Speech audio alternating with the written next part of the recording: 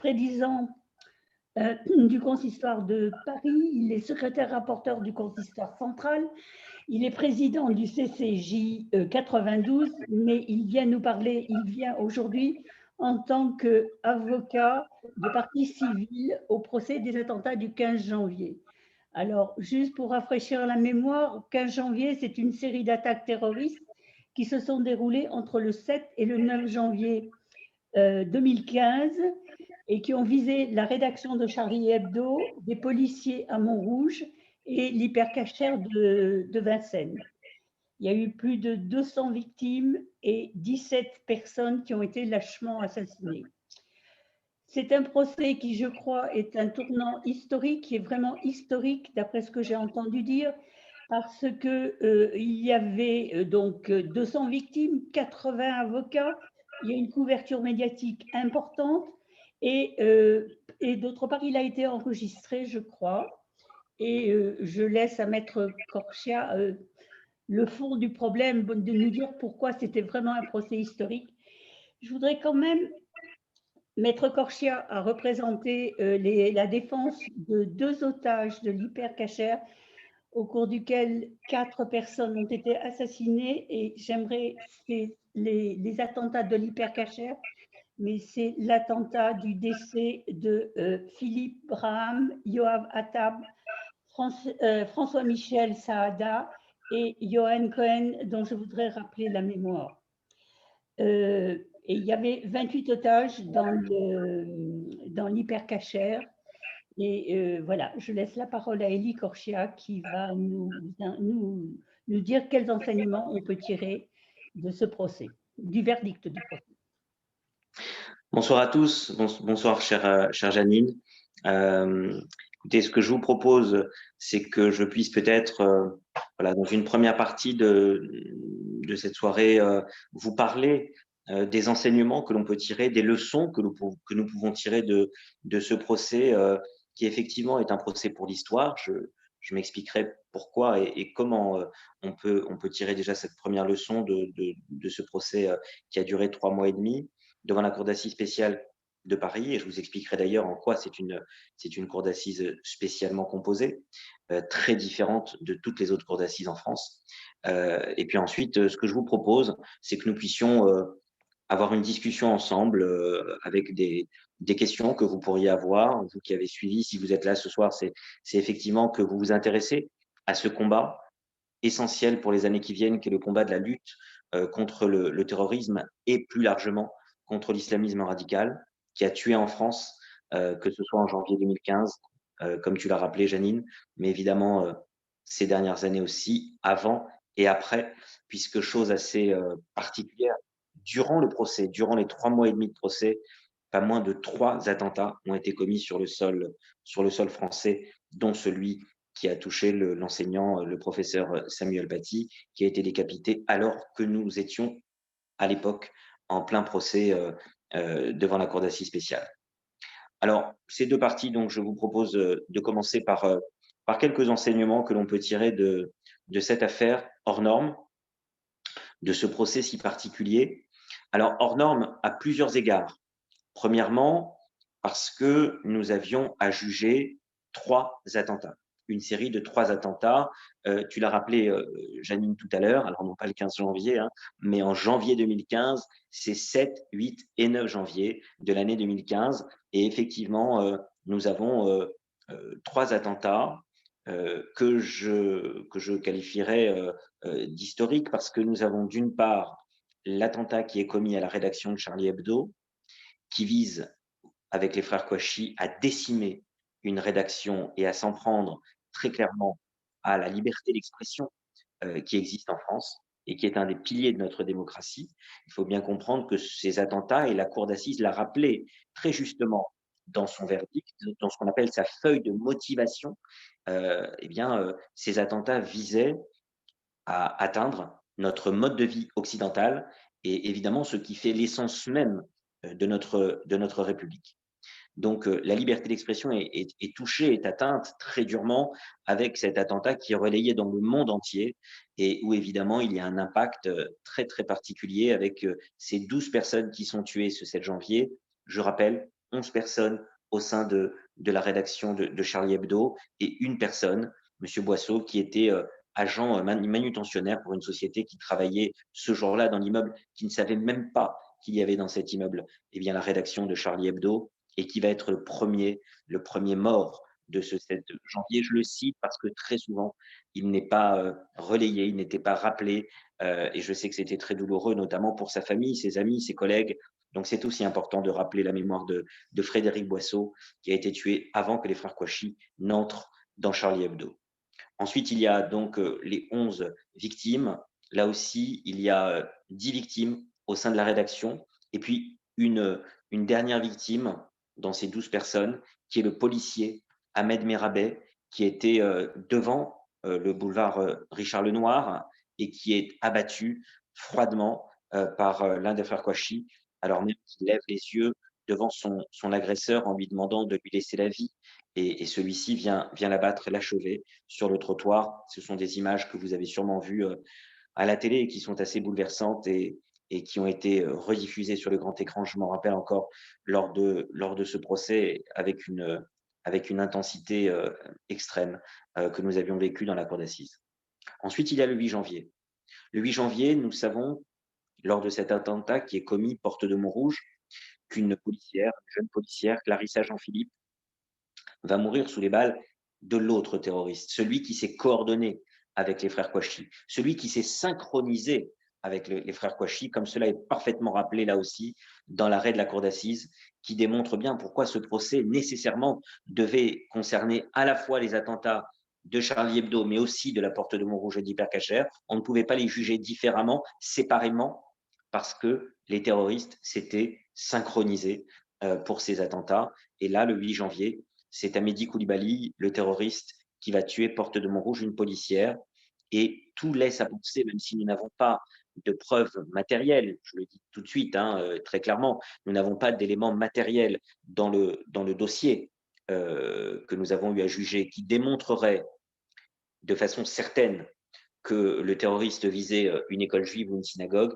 Nous savons, tout démontre dans le dossier, et j'y viendrai tout à l'heure, que à plusieurs égards, le terroriste voulait certainement viser ce matin-là l'école juive de Montrouge, comme 3 ans auparavant.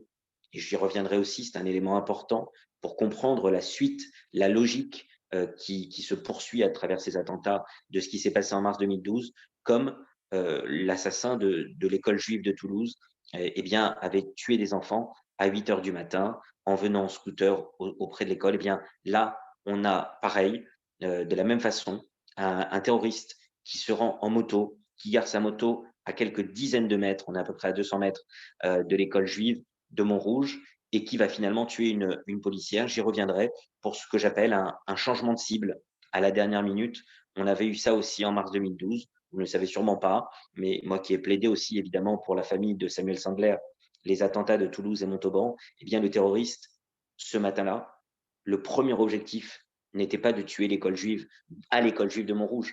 Le premier objectif était de tuer un soldat ce matin-là à 7h40. Et c'est lorsque le soldat ne sortait pas de chez lui que finalement le terroriste avait changé de plan, avait changé d'objectif et s'était rendu à l'école juive de Montrouge, à l'école juive de Toulouse à 8h du matin. Et bien là, c'est inversé. Eh bien, je pense, et je ne suis pas le seul à le penser, nous l'avons expliqué d'ailleurs, que le terroriste voulait certainement en première intention, en première cible, viser l'école juive de Montrouge. Et puis finalement, il y a eu un changement de cible. À l'inverse, il n'a pas visé finalement l'école juive, il a visé une policière qui s'est retrouvée sur son chemin avec son collègue suite à un accident fortuit de la circulation, porte de Montrouge. Ensuite, nous avons effectivement ce troisième attentat terrible qui est lié à une prise d'otage et qui est l'affaire de l'Hypercacher, qui vient clôturer, je dirais, cette série d'attentats. Et vous verrez, je l'ai expliqué dans ma plaidoirie, que vous pouvez relire d'ailleurs, si certains d'entre vous sont intéressés de lire plus largement le travail que j'ai réalisé dans ce dossier contre le principal accusé, notamment, j'y reviendrai, Ali Riza Polat, ami d'Amédi Koulibaly, mais aussi pour les victimes que je représentais, ces deux jeunes femmes, Zari Siboni et Andrea Chamac, qui étaient les deux jeunes femmes à l'époque caissières du magasin. Bien, ma plaidoirie, aujourd'hui, on la retrouve sur le site du CRIF et vous pouvez lire tout ce que j'ai expliqué. Je vous dis là vraiment l'essentiel de ce que j'en ai ressorti dans ma plaidoirie, mais vous pourrez lire plus largement ce que j'ai expliqué dans ma plaidoirie sur le site du CRIF qu'on trouve sur Internet. Cet attentat est exceptionnel à plusieurs niveaux. Premièrement, il faut bien comprendre que les attentats que nous avons eu à connaître jusqu'à présent, des attentats terroristes, étaient des attentats commis sur une très courte durée. L'attentat de Montauban, lorsque l'assassin de Toulouse et Montauban va tuer en mars 2012 dans le centre-ville de Montauban, à côté de la caserne des militaires, plusieurs soldats, ça dure environ moins d'une minute. Lorsqu'il va tuer à l'école juive, et je voudrais rappeler aussi leur mémoire. Janine, tu as rappelé la mémoire des victimes, c'est très important, c'est fondamental. Je le fais aussi à chaque fois et je voudrais que cette soirée que vous organisez eh bien, soit aussi dédiée à leur mémoire. Eh bien, lorsque le terroriste va tuer Jonathan Sandler, Arié et Gabriel, ces deux jeunes enfants, et la petite Myriam Monsonego dans la cour de récréation, eh bien, il faut bien comprendre que ça dure moins de 40 secondes. Moins de 40 secondes. Lorsque nous avons affaire à la tuerie de Charlie Hebdo, du début à la fin, la tuerie dure 1 minute 49 secondes. C'est d'ailleurs le titre du livre que RIS a tiré de cet attentat et qui est sorti l'année dernière et qui est un livre assez remarquable. L'attentat de l'attentat qui suit la prise d'otage de l'hypercacher, c'est 4 heures, 4 minutes d'horreur. Et ça, c'est déjà quelque chose en soi qui ne ressemble à rien de ce qu'on avait pu connaître jusqu'à présent, c'est-à-dire une prise d'otage aussi longue avec des meurtres qui donc ont lieu dans ce magasin Hypercacher et j'y reviendrai tout à l'heure. Donc la première chose qui est assez exceptionnelle dans ce procès, c'est une série de 3 attentats différents commis par des terroristes qui se sont synchronisés. N'oubliez pas qu'en mars 2012, par exemple, c'est un terroriste qui crée la terreur, qui sème la terreur sur son passage. Une fratrie, encore une fois, et j'en parle dans ma plaidoirie, il faut comprendre que ces types d'attentats sont souvent commis par des fratries. Je pourrais y revenir si vous voulez tout à l'heure. Et puis ensuite, Amédi Koulibaly qui, lui, vient se greffer, s'organiser, se synchroniser avec les frères Kouachi. Deuxièmement, procès évidemment historique, parce que tu l'as rappelé tout à l'heure, Janine, ce n'est pas seulement un enregistrement, il n'a pas seulement été enregistré, il a été filmé, ce procès, et c'est la première fois qu'en France, un procès de nature terroriste comme celui-ci à des historiens dans quelques années d'être disséqué, d'être analysé, et Dieu sait qu'il y aura des choses à analyser dans ce procès, tout comme, par exemple, pour les procès afférents à la Seconde Guerre mondiale et à la Shoah, le procès Barbie en 1987 a constitué un palier important dans notre pays en ce qui concerne le premier procès, principal procès filmé en France sur la Shoah. Et d'ailleurs, je fais un parallèle ici avec le procès Barbie. Quand on regarde bien, nous sommes plus de 30 ans après le procès Barbie. Ce dont on se rappelle surtout, à part évidemment le visage glacial de Barbie, mais qui finalement n'a pas dit énormément de choses pendant son procès. Je trouve qu'on en apprend presque plus sur Klaus Barbie en voyant l'interview, en revoyant l'interview dont vous vous rappelez peut-être de Ladislas de Hoyos, le reporter de TF1 qui était allé l'interroger en Amérique du Sud et dans ce reportage incroyable qu'il avait réussi à obtenir avec cette interview de Klaus Barbie en Amérique du Sud avant qu'il soit arrêté finalement, je trouve que dans ces 20 minutes ou ces 15 minutes d'entretien, on en apprenait plus finalement que pendant les semaines de procès de Klaus Barbie en 87. Non, ce dont on se souvient vraiment de ce procès de 87, c'est la parole libérée des victimes de la Shoah. Ces femmes et ces hommes qui étaient venus à Lyon en 1987 devant la cour d'assises de Lyon parler de ce qu'elles avaient vécu entre les mains du geôlier Klaus Barbie. Eh bien, 30 ans plus tard, nous sommes évidemment dans un autre type de procès. Cette fois-ci, nous sommes devant une juridiction spéciale qui juge des terroristes. Eh bien, la cour d'assises spéciale a surtout eu dans sa première partie le témoignage des survivants. Ils préfèrent d'ailleurs souvent qu'on les appelle les survivants que les rescapés, parce que comme l'a dit une des victimes, on ne réchappe pas vraiment de tels attentats, mais on peut en survivre. Eh bien, les survivants de ces attentats des 7 et 8 et 9 janvier ont été exceptionnels, bouleversants, de dignité, de sobriété, d'analyse. Je reviendrai peut-être sur quelques-uns tout à l'heure. Et évidemment, pour la partie de l'hypercachère, le témoignage de celle que j'avais l'honneur, non pas de défendre, hein, puisque la défense intervient pour les accusés, mais que j'avais l'honneur d'accompagner, d'assister, de représenter. Zari Siboni, son témoignage a été effectivement bouleversant, exceptionnel d'intensité, et elle a dit je dirais tout de l'horreur de cette scène, mais aussi de ce que nous devions en tirer en apprentissage de vérité de ce jour-là. Son témoignage a été exceptionnel. Et je dirais donc que ce dont on se souviendra peut-être avant tout, dans quelques années, lorsqu'on analysera les images de ce procès, dans 20 ans, dans 25 ans, eh bien, je crois qu'on se souviendra avant tout de la parole des victimes du terrorisme qui ont été véritablement des moments de grande émotion, mais encore une fois, pas seulement de l'émotion, de la vérité. Alors, j'en dis deux mots tout de suite d'ailleurs. Il faudra se rappeler, pour ce qui concerne Charlie Hebdo, de ce jeune webmaster, Simon Fieschi, qui a été touché à la moelle épinière, qui a connu des mois et des mois d'hospitalisation, de convalescence, d'opérations multiples, et qui est venu à la barre, qui est resté debout avec ses cannes, qui s'est appuyé, mais qui était là, qui arrive à marcher aujourd'hui, même difficilement, et qui est venu dire ce qu'une balle de Kalachnikov peut faire comme dégâts. C'était le but de son témoignage, mais aussi de dire comment on reste en vie et comment on veut encore parler pour témoigner lorsqu'on est survivant d'une telle atrocité. Son témoignage a été très fort, tout comme le témoignage d'autres survivants de Charlie Hebdo.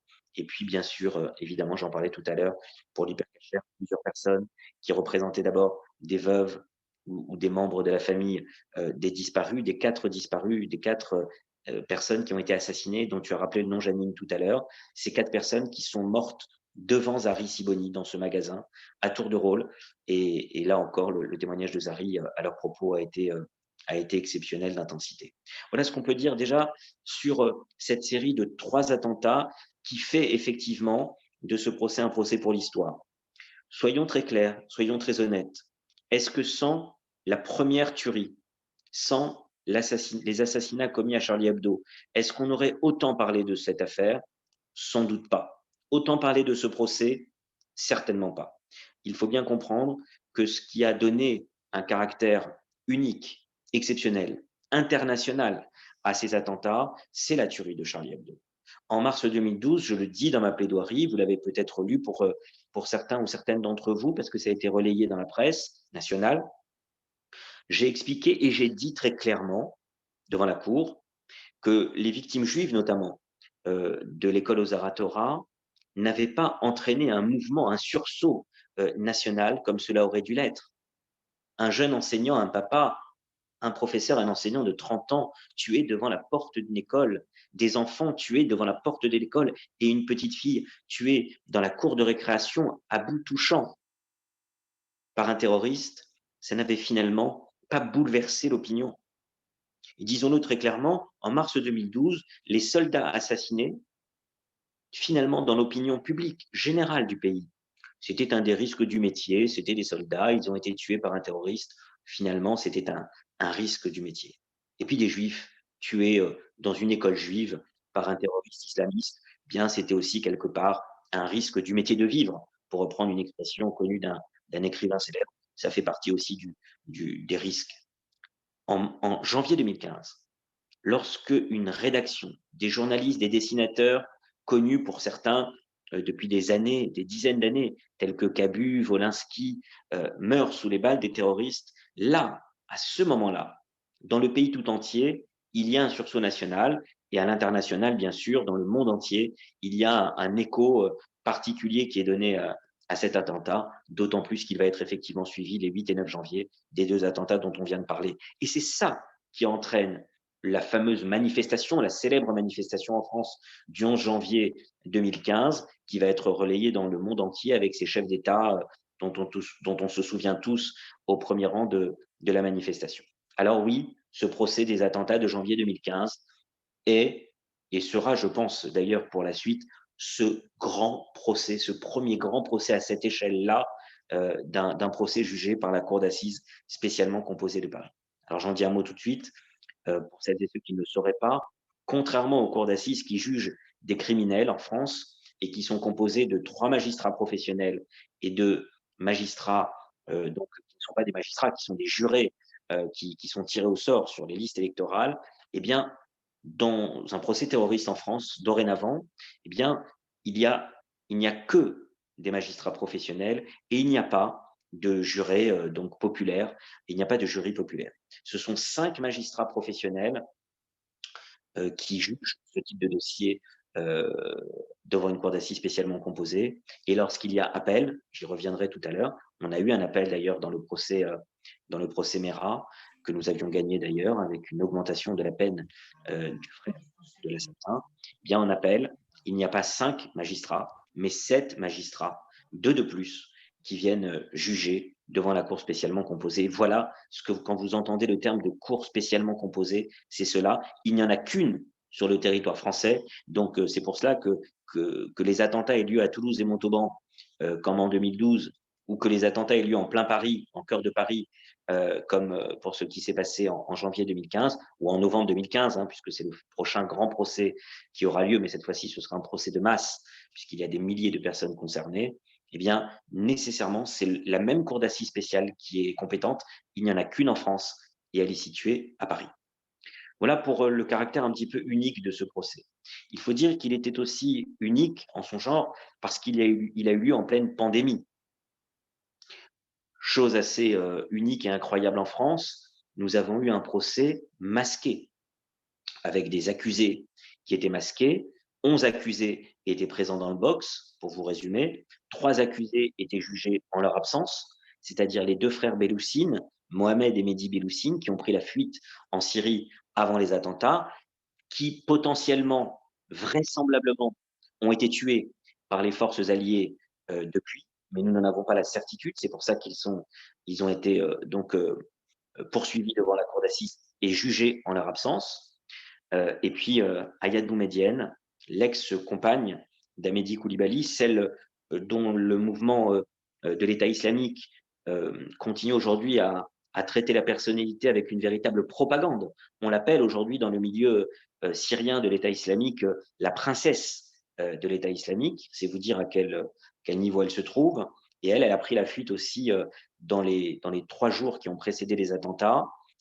Et elle, pour le coup, contrairement au frère Belloussine, elle pourrait toujours être en vie, d'après les derniers témoignages que les services de renseignement ont pu récupérer, notamment en 2019. En tout cas, à fin 2019, elle était vraisemblablement encore en vie. Elle a été condamnée à 30 ans de réclusion criminelle par contumace.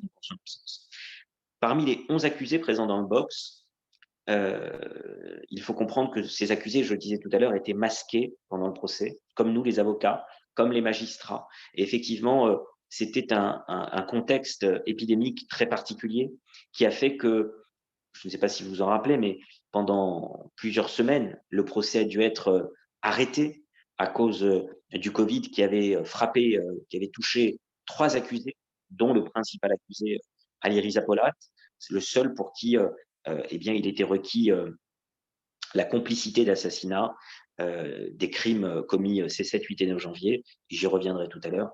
C'est en tout cas, une des grandes satisfactions, une des grandes victoires, en tout cas pour les parties civiles, de savoir que cet accusé a été condamné pour les chefs d'inculpation qui lui étaient reprochés pour complicité des assassinats commis à cette occasion.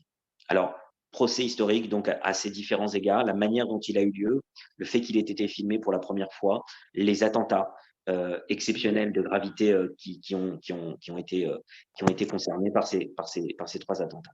Je dirais un petit mot maintenant sur les peines. Un procès pour l'histoire, c'est aussi un procès dont les peines, à un moment donné, sont exemplaires. Elles ne doivent pas être seulement dictées par l'opinion publique, par l'intensité de la gravité, parce que ça, c'était la petite musique qu'on entendait du côté des avocats de la défense.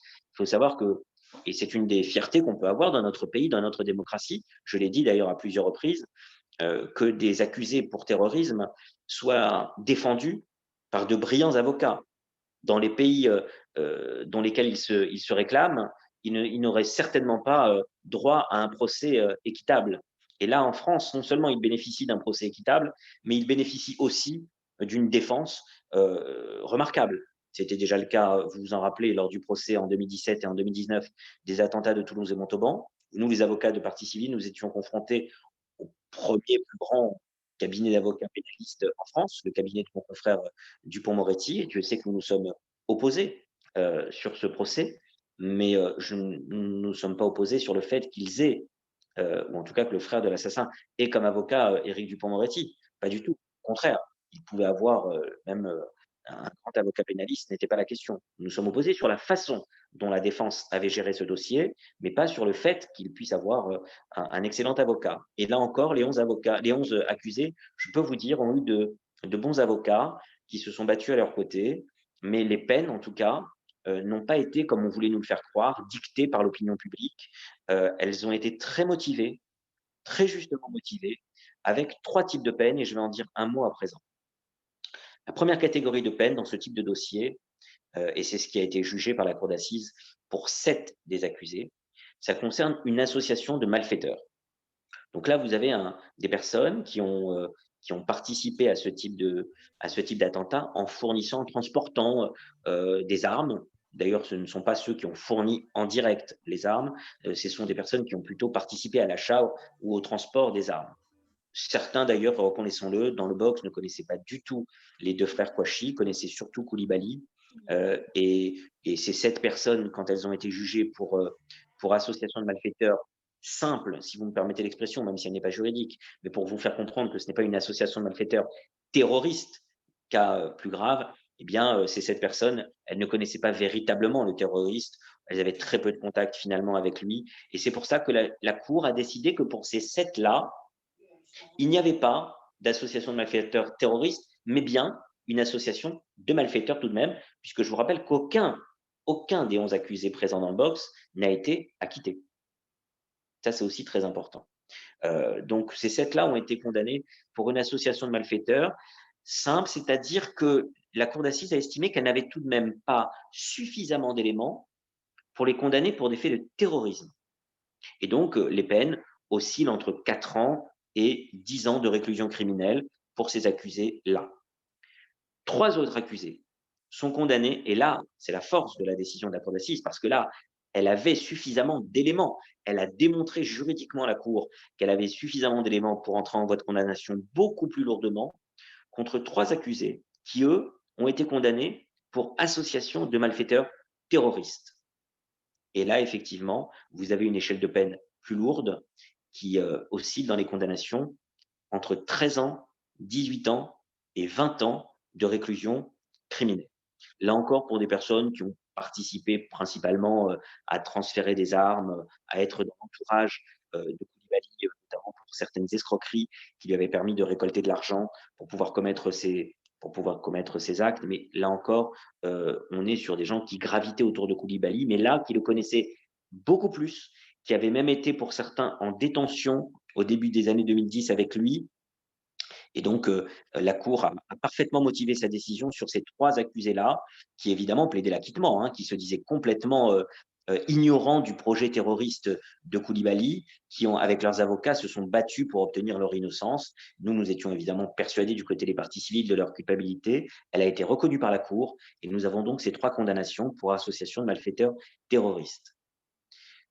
Le dernier, enfin, Ali Riza Polat, qui connaissait le plus Mehdi Koulibaly, qui était le plus en contact avec lui, eh bien lui a été condamné pour complicité. Et ça, c'est fondamental, hein, c'est ce qui va rester, même s'il y a un appel, hein, j'y reviendrai tout à l'heure, mais c'est je vais dire, la condamnation la plus symbolique pour les parties civiles et pour l'accusation, c'est la complicité d'assassinat qui a été reconnue contre Ali Riza Polat, et donc il a été condamné à 30 ans de réclusion criminelle. Il faut bien comprendre, hein, je ne sais pas si on en a toujours conscience quand on n'est pas dans le domaine de la justice, qu'une condamnation à 30 ans de réclusion criminelle, quand on n'a tué personne, quand on n'a pas de sang sur les mains et qu'on a tué personne, c'est une condamnation extrêmement lourde. Pour vous donner une idée, un des crimes les plus horribles, les plus odieux, un des faits divers les plus suivis en France au cours de ces 2 dernières années, vous le savez tous, on en a énormément parlé, il y a quelques mois à la rentrée dernière, c'est l'assassinat, le meurtre, suivi d'une crémation, de commis par Jonathan Daval. L'affaire Daval, tout le monde en a parlé, c'est un des faits divers les plus horribles, un des crimes les plus abjects, avec quelqu'un qui s'est fait passer pour un mari éploré pendant 3 mois auprès de ses beaux-parents. Rappelez-vous la marche blanche à la mémoire de Madame Daval, et puis Jonathan Daval en train de pleurer, et puis finalement on découvre que c'est lui qui a commis cet assassinat horrible, ce crime horrible. Eh bien, Jonathan Daval, il est condamné par la cour d'assises, il y a quelques semaines, à 25 ans de réclusion. Il n'a pas fait appel, le parquet n'a pas fait appel. Cette décision est définitive, elle est gravée dans le marbre pour l'histoire judiciaire. Il a été condamné à 25 ans de prison. Nous sommes vraiment avec 30 ans de réclusion criminelle dans une hiérarchie des peines extrêmement lourde. Et là, à cet instant-là, je ne peux m'empêcher de faire un petit parallèle, puisque vous savez que j'ai beaucoup insisté sur la continuité des crimes terroristes ces dernières années, ce que l'on peut apprendre des uns et des autres, et notamment de la suite entre mars 2012 et janvier 2015. Et j'ai notamment expliqué à plusieurs reprises, y compris dans ma plaidoirie, qu'on ne comprend pas, on ne peut pas analyser justement les attentats de janvier 2015 si on ne comprend pas, on n'analyse pas comme il se doit les attentats de mars 2012, qui en sont la matrice pour moi. Pourquoi? En 2 mots. Mars 2012, le terroriste vise quoi? Il vise des soldats qui représentent, donc finalement en France, notre liberté, ceux qui combattent pour notre liberté, des forces armées. Et puis ensuite, on va tuer des enfants dans une école juive, on tue des juifs, antisémitisme, et évidemment pour ce que cela représente en France. En janvier 2015, on va tuer des journalistes, principalement, évidemment, avec le policier tué à cette occasion-là sur le boulevard Richard-Lenoir et Frédéric Boisseau, l'agent de manutention qui intervient sur une opération qui n'a rien à voir. Disons, ils veulent tuer des journalistes pour décimer une rédaction et atteindre la liberté d'expression, qui est une des valeurs cardinales de notre démocratie et de nos sociétés occidentales. Et puis ensuite, on va tuer une policière qui représente les forces de l'ordre, comme on avait tué les soldats quelques années avant. Et puis on finit encore par des juifs qui sont assassinés parce que juifs dans une épicerie cachère à quelques heures de Shabbat. Regardez là encore, et c'était pour moi important de le rappeler, 3 séries d'attentats en mars 2012, auxquelles finalement font écho 3 séries d'attentats en janvier 2015. À chaque fois, des victimes juives qui viennent conclure, si j'ose dire, ces terribles séries d'attentats. Et 4 victimes juives qui sont abattues, qui sont tuées en mars 2012 à Toulouse, auxquelles font écho les 4 victimes juives qui vont venir malheureusement périr, être assassinées dans l'hypercachère en janvier 2015. Là encore, il y a une relation directe entre ces faits. Et c'est pour cela, je crois, qu'il fallait bien que la cour d'assises comprenne que nous étions dans une suite terroriste en France qui vient tuer notamment des juifs. Et je l'ai dit et je le redis ici dans cette soirée, vous l'avez peut-être lu dans ce que la presse a relayé de mon intervention. J'ai dit qu'il était anormal, qu'il était regrettable, que trop longtemps, les victimes juives aient été dans l'angle mort de notre conscience collective. Et je crois que s'il y a un enseignement à tirer, peut-être, disons-le très clairement, une satisfaction à avoir en tout cas de la façon dont nous avons géré ce procès ces derniers mois, c'est que nous avons remis l'antisémitisme, la mémoire des victimes, le drame qu'ont vécu les Juifs à travers l'attentat d'Hypercacher au centre, au cœur du procès et de la justice terroriste dans notre pays. Je peux vous dire qu'il y a encore quelques années, 2-3 ans, et encore plus il y a à peine 6 mois, 8 mois, on parlait du procès historique qui allait se dérouler uniquement avec le vocable de procès Charlie Hebdo. Et vous-même, si vous vous en rappelez, quand on entendait les médias nous parler du grand procès qui devait avoir lieu en 2020 devant la Cour d'assises spéciale de Paris, eh bien, on parlait du procès Charlie Hebdo très souvent. Si vous regardez avec le travail que nous avons réalisé, et je ne suis pas le seul, c'est un travail collectif, un travail d'équipe avec mes confrères qui représentaient aussi d'autres parties. Mais en tant qu'avocat de Zari Siboni, partie très symbolique à ce procès, et d'Andrea Chamak, sa collègue, qui elle n'a pas pu venir de Jérusalem, mais qui a vécu ces scènes d'horreur avec elle, qui a été menacée à ses côtés, avec cette fameuse scène où le terroriste braque, met un pistolet sur la tempe d'Andrea et demande à Zari d'aller en bas, dans la chambre froide, chercher les otages, et lui lance cette fameuse phrase: si tu ne remontes pas avec les otages dans 10 secondes, je la tue. C'est ça, la terreur, l'horreur qui était au sein de ce magasin hyper cachère pendant la prise d'otage. Eh bien, je crois véritablement que nous avons remis dans ce procès l'antisémitisme, la lutte contre l'antisémitisme au cœur de la justice. Et d'ailleurs, vous avez dû remarquer que depuis, eh bien, les médias, tous ceux qui ont traité ce dossier, parlaient à chaque fois du procès Charlie Hebdo hypercachère. Mais l'hypercachère a vraiment été remis, et les drames, l'attentat d'hypercachère a été remis au cœur de ce procès. C'était très important. Et je crois quand je disais tout à l'heure qu'on analysera ce procès dans quelques années, eh bien, je peux vous dire que les victimes de l'hypercachère ont eu toute leur place autant que les victimes de Charlie Hebdo.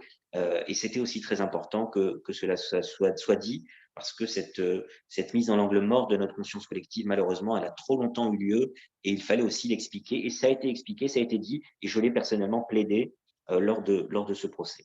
Voilà un petit peu ce que je pouvais vous dire sur les condamnations. Alors, sur le profil des accusés, il faut bien comprendre aussi une chose, je le dis ici. Contrairement à mars 2012, où nous avions un accusé, il n'y avait que 2 accusés en mars 2012, le frère de l'assassin, et puis quelqu'un qui avait fourni des armes, qui finalement a été condamné pour association de malfaiteurs, lui aussi, non pas terroriste en appel, mais association de malfaiteurs, à 10 ans de réclusion. Et puis finalement, nous avions obtenu 30 ans de réclusion criminelle pour le frère de l'assassin, vous vous en rappelez, pour complicité d'assassinat. Et là encore, c'est exactement la même peine que nous avons pu obtenir avec cette incrimination maximale de complicité. Nous l'avons eue pour Ali Reza Polat de la même manière que nous l'avions gagné, sauf que c'était malheureusement seulement en appel, même si c'est le plus important. Nous l'avons gagné en appel, non pas en première instance, en appel au procès des attentats de mars 2012. Nous avions gagné cela, rappelez-vous, devant la Cour d'assises spéciale de Paris en 2019 contre le frère donc de l'assassin, pour complicité d'assassinat, et c'était la peine de 30 ans de réclusion, qui est définitive aujourd'hui, qui a l'autorité de la chose jugée, comme on dit.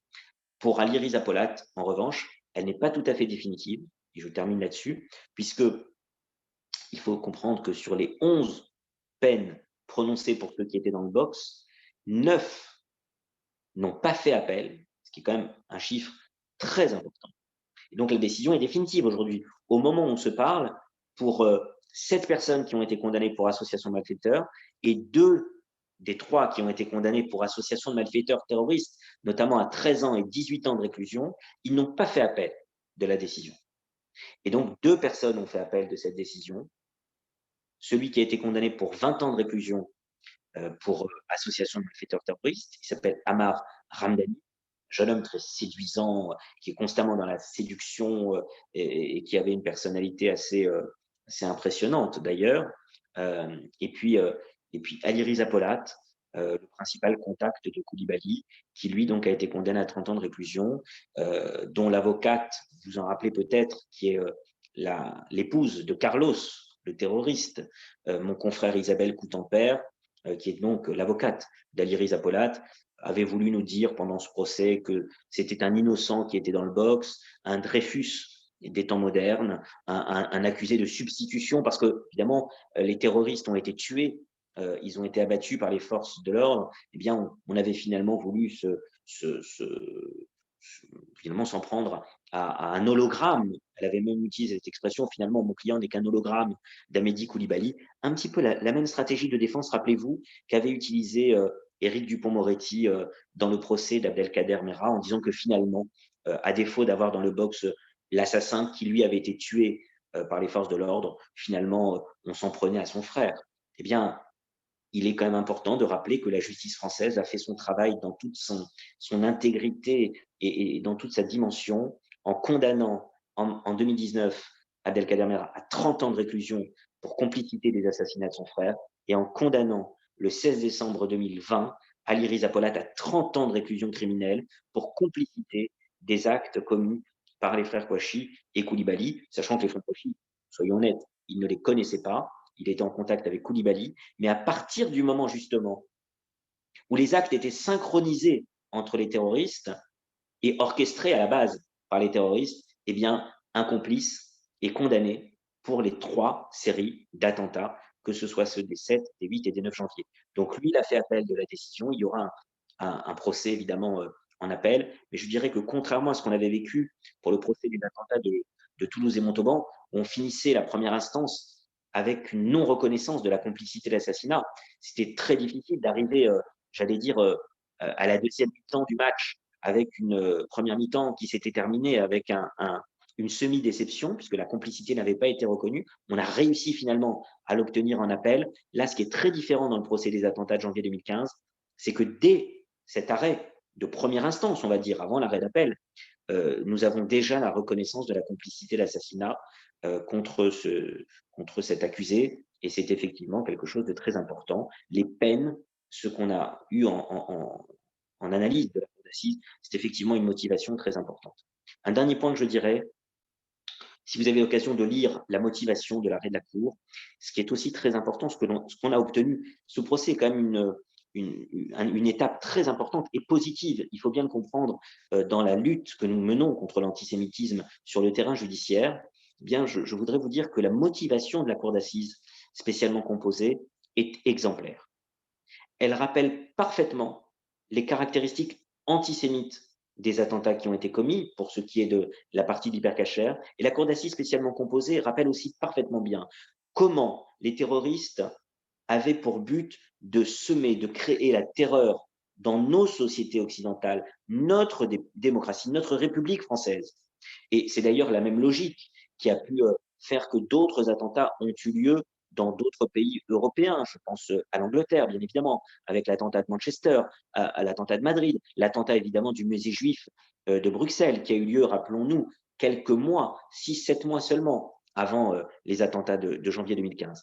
Et cette stratégie de la violence terroriste qui veut s'abattre dans nos démocraties pour en fragiliser les fondements, eh bien, cette stratégie terroriste a été parfaitement expliquée par l'arrêt de la cour d'assises. Et là encore, dans la pédagogie qu'on peut avoir d'une décision de justice, je crois que nous avons marqué un palier très important dans la justice française qui lutte contre ce fléau de l'islamisme radical et du terrorisme international qui a frappé en France. Voilà un petit peu ce que je voulais vous dire comme cela, je dirais, à titre introductif, avant que vous ayez sans doute des questions à me poser sur ce qui s'est passé à travers ce procès. Et puis pour ces 2 jeunes femmes, je voulais le dire aussi, c'est important, il ne faut pas se voiler la face, beaucoup de personnes qui ont vécu ce type d'attentat et qui depuis sont parties de France. Et il fallait aussi l'expliquer à la cour d'assises, mais l'expliquer aussi à toutes ces dizaines de journalistes qui représentaient tous les médias français. Vous l'avez vu, hein, télévisés, que ce soit la télévision, la presse écrite ou la radio, j'étais en contact avec eux au quotidien. Il fallait aussi qu'ils comprennent ce que c'est que vivre ce type d'épreuve et ne plus pouvoir ensuite continuer à vivre dans un pays comme le nôtre. C'est aussi un constat qu'il fallait en tirer, un constat d'échec évidemment, mais un constat tout simplement même en dépit de la résilience que l'on peut avoir, de ne plus pouvoir se sentir suffisamment en sécurité et partir. Et je disais en clôture de ma plaidoirie, vous l'avez peut-être aussi lu, que la cour d'assises, alors j'invectivais évidemment, je demandais aux magistrats de rendre une décision conforme eh bien, à la responsabilité des accusés qui étaient dans le box. C'est ce qui a évidemment été fait dans l'arrêt de la cour d'assises. Mais je disais que cette vérité judiciaire, on la devait aux victimes qui étaient décédées, mais qu'on la devait aussi à ceux qui sont encore vivants, qui sont vivants, mais qui parfois n'avaient plus la force de vivre dans notre pays. Et je disais que cette vérité judiciaire, on la devait à Zari Siboni et à Andrea Chamac, ces 2 jeunes femmes, françaises et juives, qui ont vécu en janvier 2015 une scène de guerre dans un pays en paix et qui vivent aujourd'hui en paix dans un pays pourtant en guerre. Et ça, c'est une analyse qui, à mon sens, devait être faite, que j'ai tenu à faire. C'était dans ma partie, dans ma responsabilité d'avocat de partie civile, de le dire. En plus, j'avais l'honneur et la charge de plaider en premier parmi tous les avocats qui intervenaient pour l'hypercacher. Nous étions organisés avec mes confrères, avec tous mes confrères, ils avaient été d'accord pour que je prenne la parole en premier comme avocat des parties civiles pour Zari Siboni, Andrea Chamac, et mon confrère Patrick Lugman prenait la parole à la fin pour beaucoup d'otages qui avaient été cachés dans la chambre froide. Et je crois que nous nous sommes bien complétés dans ces analyses que nous avons faites sur l'antisémitisme, sur le combat contre l'islamisme radical et sur cet état de fait, sur ce constat terrible mais juste que j'avais tenu à faire, moi qui intervenais pour deux jeunes femmes qui vivent depuis à Jérusalem, qui ne vivent plus en France, mais dont l'une d'entre elles, en tout cas Zari Siboni, a eu ce courage inouï, cette force de caractère incroyable de venir et devant une cour d'assises spécialement composée pendant 1 heure de livrer un témoignage exceptionnel comme elle l'a fait à cette occasion. Voilà un petit peu, et d'ailleurs pour celles ou ceux d'entre vous qui voudraient revoir peut-être, il y a eu énormément de médiatisation autour du procès, peut-être 2 moments très forts que nous avions organisés avec Zari, que j'avais préparés bien évidemment pour ce procès.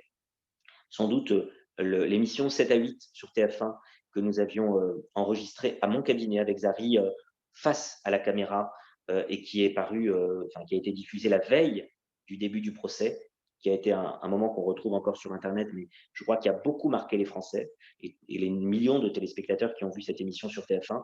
Et puis l'émission sur France 5, sur C'est à vous, j'avais donné une exclusivité pour le témoignage de Zari et le mien. Après, quelques heures après le témoignage de Zari dans la cour, le soir même, nous avions fait un seul média. Elle m'avait fait entièrement confiance pour gérer cet aspect-là. Et je crois que c'est ce reportage qu'on retrouve encore sur les réseaux, qui a beaucoup marqué les gens, a fait, je crois, du témoignage de Zari, disons-le, hein, puisqu'on est ici pour la communauté de Montevideo avec des personnes qui fréquentent la synagogue. Je crois que c'est un Kiddush Hashem qui a été fait par le témoignage de cette jeune fille, notamment, je pense, à l'émission de France 5, C'est à vous, ou aussi d'autres passages qu'elle a pu faire sur TF1 ou autre. Je crois qu'on a vraiment aussi dans ce procès, il fallait donner une image des victimes, des survivants juifs à la hauteur de ces dramatiques attentats et du dramatique attentat principalement de l'hypercachère.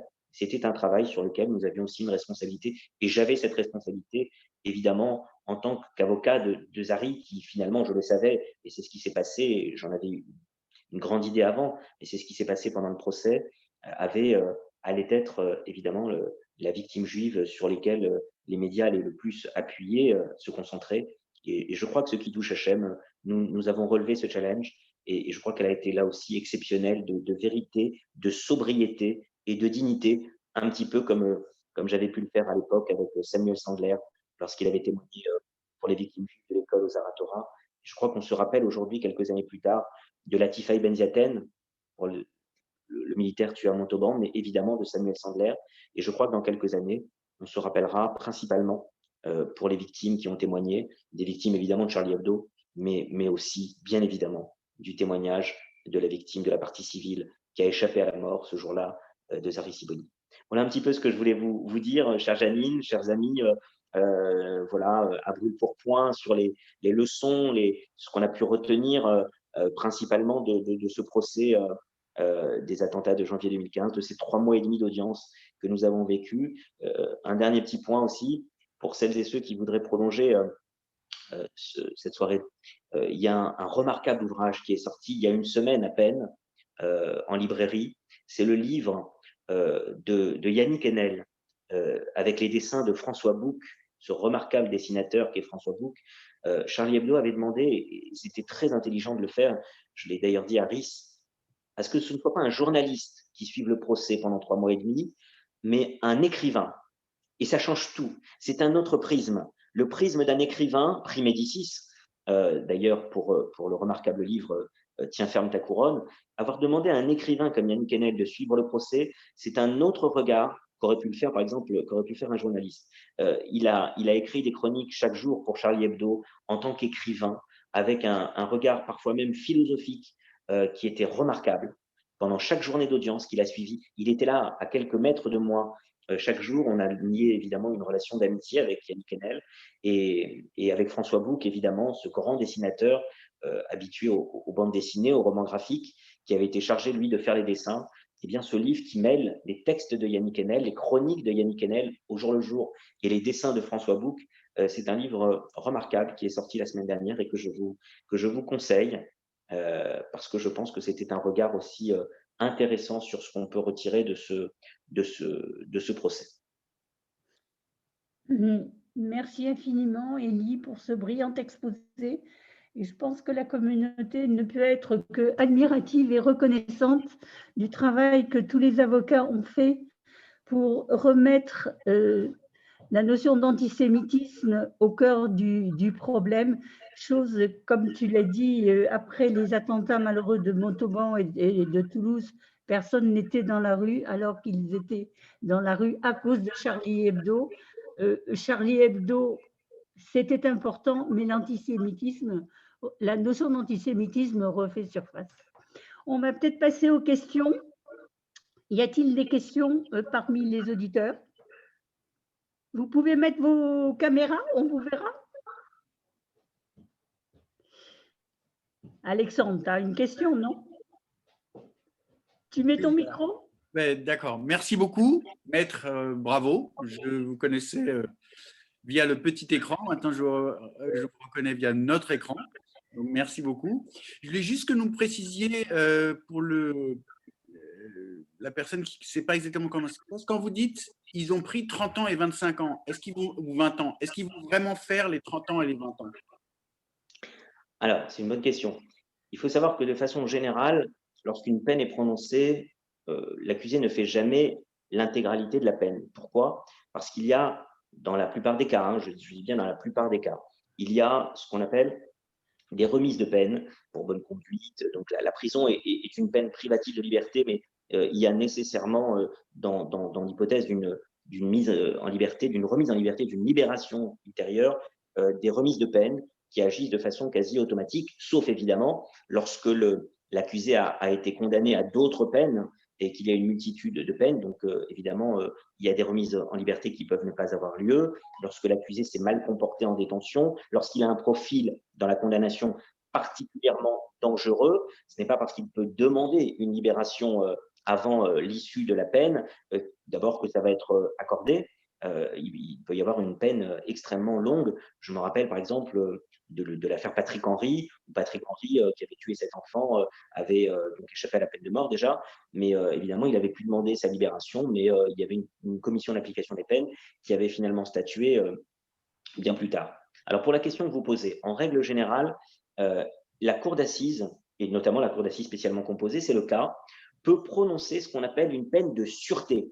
C'est-à-dire que pendant les 2/3 de la peine, et c'est ce qui a été notamment prononcé contre le frère de l'assassin des attentats de Toulouse et Montauban, et c'est ce qui a été prononcé contre Ali Reza Polat, il y a une condamnation de 30 ans avec une peine de sûreté des 2/3. C'est ce qu'on peut mettre au maximum. Et là, c'est ce qui a été mis par la cour d'assises. C'est-à-dire que déjà, pendant 20 ans, il ne peut même pas y avoir, même avec des remises de peine qu'il aurait acquis pendant sa détention, hein, pendant ces 20 années, il ne peut même pas y avoir de demande de libération.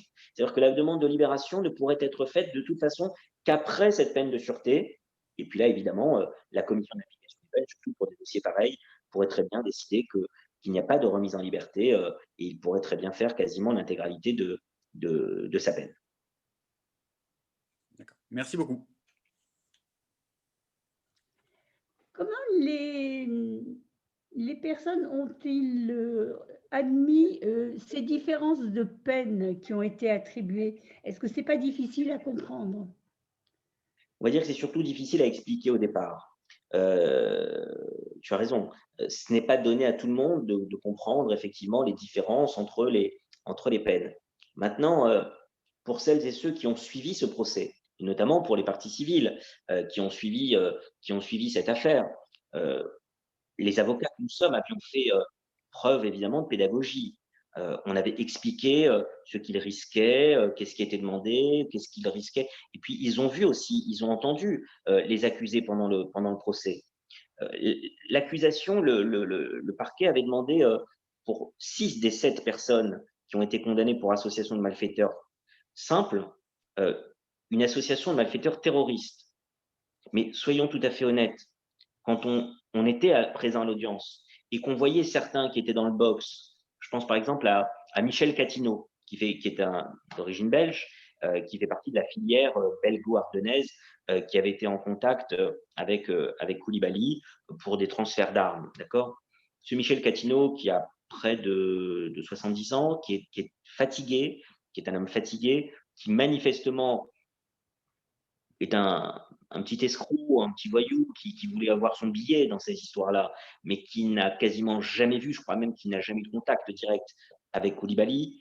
Cet homme-là, il y avait quand même peu de raisons objectives dans l'arrêt de la Cour qu'il soit finalement condamné à ce qu'au départ, on l'avait poursuivi. Mais c'est le procès qui nous a appris ça. Et quand on l'a entendu, quand il a été interrogé pendant toutes ces audiences, on voyait bien que lui, par exemple, on était plutôt dans une condamnation pour association de malfaiteurs. Certes, il devait être condamné, mais sans doute pas pour association de malfaiteurs terroristes. Donc ça, on avait expliqué cela aux parties civiles, qui en avaient d'ailleurs pour certaines conscience. Alors, parfois, on était même dans un autre cas, chers amis. On était même pour certaines parties civiles, alors pas dans les parties civiles juives, hein, mais pour les parties civiles de Charlie Hebdo, qui s'offusquaient même pendant le procès, avant la décision de la cour d'assises, des demandes de peine qui étaient trop importantes pour elles contre les accusés. Ça, on l'a vécu. Moi, je peux vous dire que Maryse Wolinski, par exemple, la veuve de Georges Wolinski, alors elle était dans un cadre de nous dire c'est pas normal, les peines qui sont demandées par le parquet, par l'accusation sont trop importantes, certains de ces hommes, c'est une honte qu'on demande des peines aussi importantes contre eux, ce n'est pas justifié. Donc ça aussi, hein, il faut l'avoir en tête, hein, pour certaines parties pour certaines parties civiles, et on ne parle pas des moindres, hein, de personnes qui ont perdu quand même leur époux. Et bien, j'ai entendu cela. J'ai aussi entendu cela de survivants de Charlie Hebdo. Mais ce qui est aussi admirable, c'est que c'était une ambiance quand même très particulière, ce procès. Il y avait 54 jours, je crois, d'audience coupés. Il y avait des attentats à l'extérieur, il y avait la pandémie. Il devait y avoir quand même un certain stress qui régnait. Oui, il faut être honnête, hein, il y avait une ambiance particulièrement lourde. Il n'y avait pas le côté électrique qu'on a pu vivre dans le premier procès Mera, par exemple. Le premier procès Mera, qui était quand même le premier procès en France de cette intensité-là, en plus avec dans le box. Là, on n'avait que des voyous, hein. Le procès des attentats de janvier, j'ai l'habitude de dire, ce sont les confluents entre l'islamisme radical et terroriste, portés par les terroristes eux-mêmes qui ont été tués, et puis les voyous qui ont participé à ces escroqueries autour pour leur financer leurs opérations ou des transferts d'armes. C'est surtout ça. On avait des voyous. On n'avait pas des islamistes radicaux dans le box véritablement. Alors que dans le premier procès Mera, avec le frère, avec Abdelkader, on avait vraiment un idéologue, un mentor, le mentor de son petit frère. Et j'avais d'ailleurs expliqué, vous vous en rappelez peut-être, dans le procès des attentats à Toulouse et Montauban, j'avais expliqué à la cour d'assises que ce qui avait tué à Toulouse et à Montauban, c'était un monstre à deux têtes, comme un hydre, si vous voulez, avec d'un côté le bras armé, avec le caractère sanguin de l'assassin, du petit frère, et puis de l'autre côté, l'idéologue, le mentor, celui qui avait façonné finalement l'idéologie de son petit frère, Abdelkader. Et donc, c'est pour ça aussi que j'avais beaucoup insisté sur la complicité qui devait être reconnue. Et finalement, cette complicité, on l'a obtenue en appel. Mais effectivement, pour répondre à ta question, elles avaient compris, les parties civiles, qu'on était face à une multitude d'accusés, que tout le monde n'allait sans doute pas être condamné pour les mêmes choses. Mais ce qui était important, c'est que chacun devait être condamné pour ce qu'il avait véritablement fait. Et très honnêtement, quand on lit la décision, ceux qui ont été condamnés pour association de malfaiteurs, ça me semble justifié. Peut-être pour l'un, je l'aurais quand même mis dans la catégorie association de malfaiteurs terroristes, pour être tout à fait honnête, mais on ne va pas rentrer dans tous les détails. Disons que globalement, c'est justifié. Et ce qui renforce aussi le fait que quand la Cour a estimé qu'elle avait les moyens de condamner pour association de malfaiteurs terroristes, là, c'est plus difficile de contester la décision, puisque vous savez, quand on fait une décision pondérée, quand pour certains on dit on ne va pas aller jusqu'au caractère terroriste parce qu'on estime que ce n'est pas justifié, mais pour ceux-là, on estime que le caractère terroriste est justifié, du coup, ça renforce la puissance de la décision pour ceux sur qui la Cour a prononcé des peines lourdes. Et donc, pour les trois accusés, effectivement, c'est très bien motivé. La preuve en est que deux d'entre eux, finalement, n'ont même pas fait appel, alors qu'ils plaidaient l'acquittement, que l'un a été condamné à 13 ans et l'autre à 18 ans. Finalement, ces deux-là n'ont pas fait appel. La décision est définitive. Ils se sont inclinés face à cette décision. Et donc, on aura finalement l'appel que pour deux, celui qui a pris 20 ans et celui qui a pris 30 ans. Cher maître, j'interviens sur quelque chose qui est peut-être complètement en dehors de votre discussion, mais je reviens au procès Nuremberg, où quelque part, on est en train de dissocier certains accusés de d'autres accusés, et on dit que certains ont droit à certaines peines, d'autres à d'autres peines. Maintenant, ceci dit, c'est juste un petit aparté. Mais quelque part, je veux revenir avec l'histoire beaucoup plus proche de votre procès, et qui est celle de Gisèle Halimi, dont on n'a pour l'instant aucun jugement ni rien. Donc, Non, c'est pas Gisèle Halimi. Hein. Pardon? Non, c'est pas Gisèle Halimi. Hein, parce que Gisèle Halimi, c'était une consoeur qui est décédée. Hein. Ah, pardon, excusez-moi. Non, non, c'est pas grave. Pas grave. Excusez-moi, je fais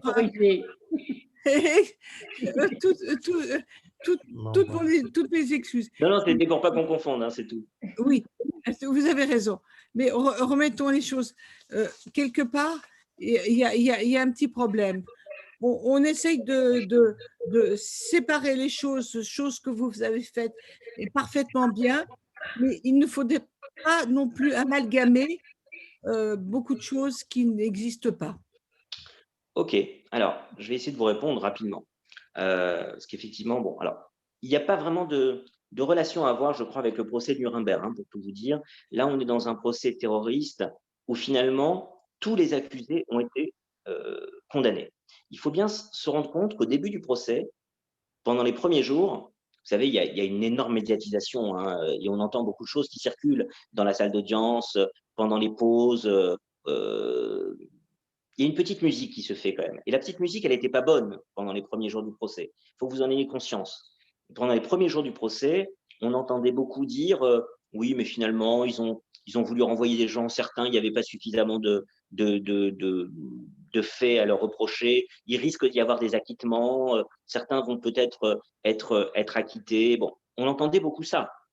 Et puis finalement, lorsque le procès a commencé, on s'est rendu compte, et c'est très bien retranscrit d'ailleurs dans les chroniques, je trouve, parmi tous les médias, mais dans les chroniques de Yannick Enel, on le retrouve d'ailleurs, on voyait bien qu'on marquait des points même sur des accusés dont on se rendait compte qu'on était sans doute sur une association de malfaiteurs simple, peut-être pas terroriste, mais en tout cas qu'il y avait motif à condamnation.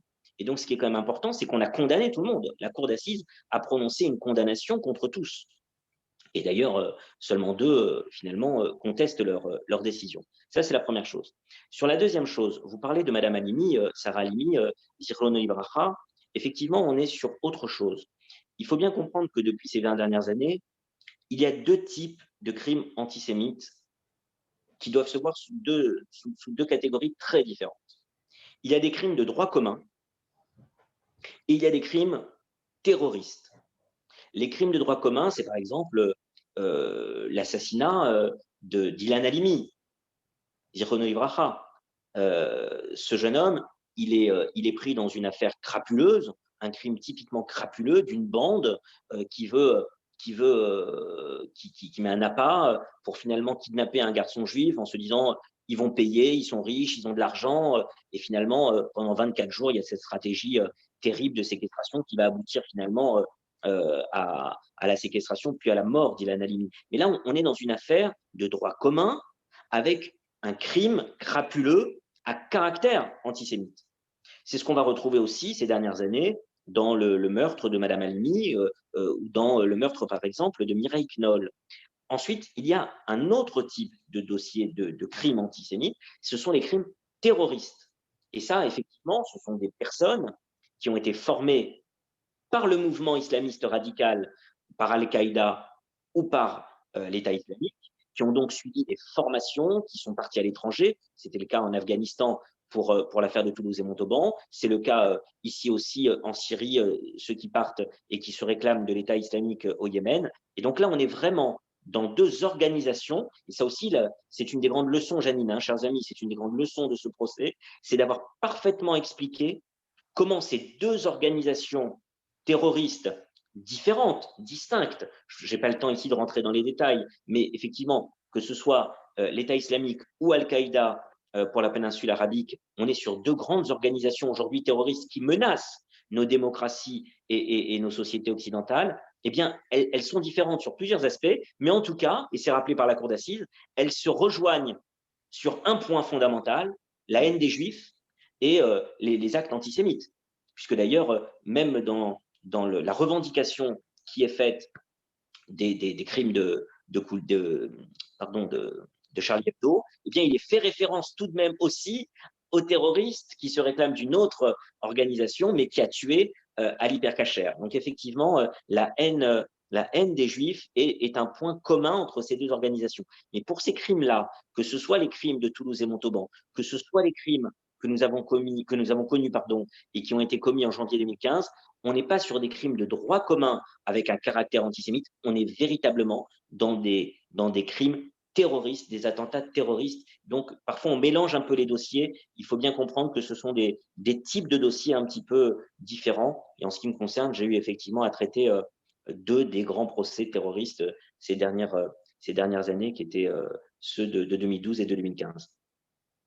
Beaucoup, mais je persiste sur le fait qu'il y a un lien direct. Ben oui. L'antisémitisme, de toute façon, est lié intrinsèquement à ces différents crimes. Hein. On est tout à fait d'accord. Hein. Je ne vous dis pas autre chose. Je vous dis que, bien évidemment, que ce soit pour Mireille Knoll, que ce soit pour Sarah Halimi, pour Ilan Halimi, que ce soit pour les uns et les autres, il s'agit de crimes à caractère antisémite. Je vous dis juste qu'on est sur deux catégories de procès différents et de crimes différents. Dans un cas, on est sur des crimes de droit commun antisémites, et de l'autre côté, sur des crimes, des assassinats qui sont de l'ordre du terrorisme, et c'est effectivement assez différent. C'est d'ailleurs pour ça que les procès seront totalement différents. Certains procès vont se dérouler devant une cour d'assises spécialement composée pour les affaires terroristes, c'est 2012 et c'est les attentats de 2015. Pour les autres dossiers, quand il y aura des procès aux assises, comme c'était le cas pour Ilan Halimi notamment, Alev Shalom, eh bien ce sont des procès qui viennent devant une cour d'assises, j'allais dire, normale, habituelle. Merci, maître. S'il n'y a plus de questions, on va, Élie, te remercier 1000 fois pour ce brillant exposé où nous avons appris beaucoup de choses. Et tu as été enregistré et l'enregistrement sera très vite sur le site de Montevideo 31 pour les personnes qui veulent le réécouter ou le conseiller à des amis. Merci. Bien, bonne soirée à vous tous. et merci Bonne soirée à vous tous. Et de bonnes nouvelles.